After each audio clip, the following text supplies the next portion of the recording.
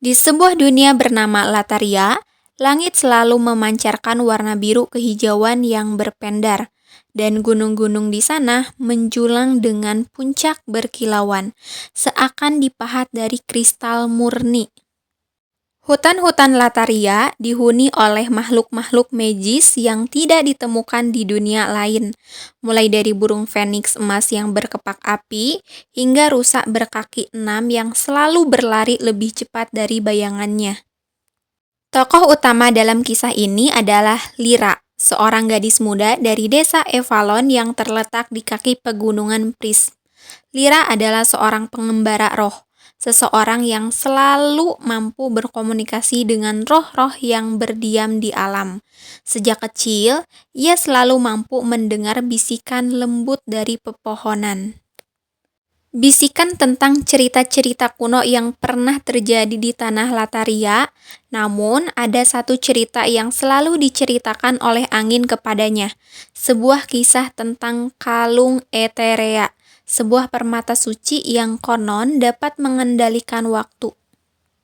Pada suatu pagi, ketika matahari masih malu-malu muncul dari balik pegunungan Pris, Lyra merasa ada sesuatu yang berbeda.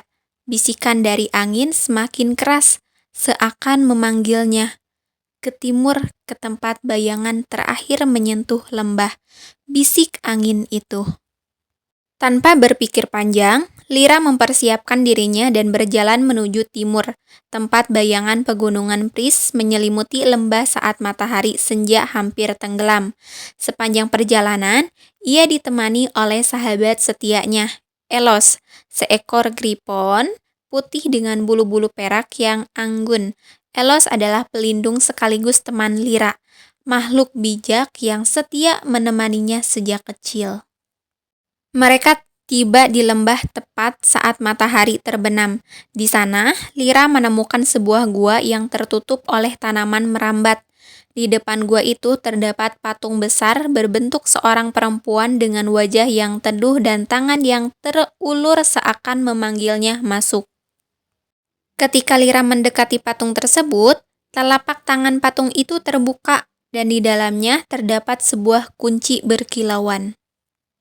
"Lyra, hati-hati," kata Elos dengan suaranya yang dalam. Lyra menggenggam kunci itu dan perlahan-lahan pintu gua terbuka. Di dalamnya terlihat sebuah lorong panjang dengan cahaya samar berpendar di dinding. Mereka berjalan menyusuri lorong itu hingga akhirnya sampai di sebuah ruang besar yang dipenuhi kristal yang memancarkan cahaya warna-warni. Di tengah ruangan, di atas altar batu yang dikelilingi air jernih, tergeletak kalung Eterea yang selama ini hanya hidup di alam cerita-cerita. Namun, ketika Lyra hendak menyentuhnya, suara gemuruh terdengar. Dari kegelapan muncul sosok bertubuh besar dengan sayap lebar berwarna hitam pekat. Makhluk bernama Asmodan, penjaga kalung Eterea. Dengan suara menggema, ia berbicara. Hanya yang berhati murni dan berniat tulus yang boleh menyentuh kalung Eterea. Apa yang kau inginkan, pengembara roh? Lyra menjawab dengan berani, "Aku ingin melindungi desaku, Lataria, dari kehancuran yang telah diramalkan oleh roh-roh alam." Mereka berkata kalung Eterea bisa membantu mencegah bencana yang akan datang. Asmodan mengamati Lyra dalam diam sebelum akhirnya berkata, "Jika itu niatmu, maka tunjukkan keberanianmu. Setiap penjaga harus melawan rasa takutnya. Di depanmu terbentang cermin kegelapan yang akan menampilkan ketakutan terbesar dalam hatimu." Dengan langkah mantap, Lyra maju ke depan dan berdiri di depan cermin. Saat ia melihat ke dalamnya, wajah ibunya yang telah meninggal muncul, diikuti bayangan desa Avalon yang hancur dan terbakar. Tangannya bergetar, tetapi ia ingat alasannya datang ke sini dengan suara tegas. Ia berkata, "Aku tidak takut, aku akan melindungi mereka, apapun yang terjadi." Mendengar keteguhan hatinya, Asmodan mengangguk lalu berkata, "Kau layak." Kalung Eterea melayang ke udara dan jatuh di tangan Lyra. Ketika ia menggenggam kalung itu, Lira merasakan energi yang luar biasa mengalir dalam tubuhnya.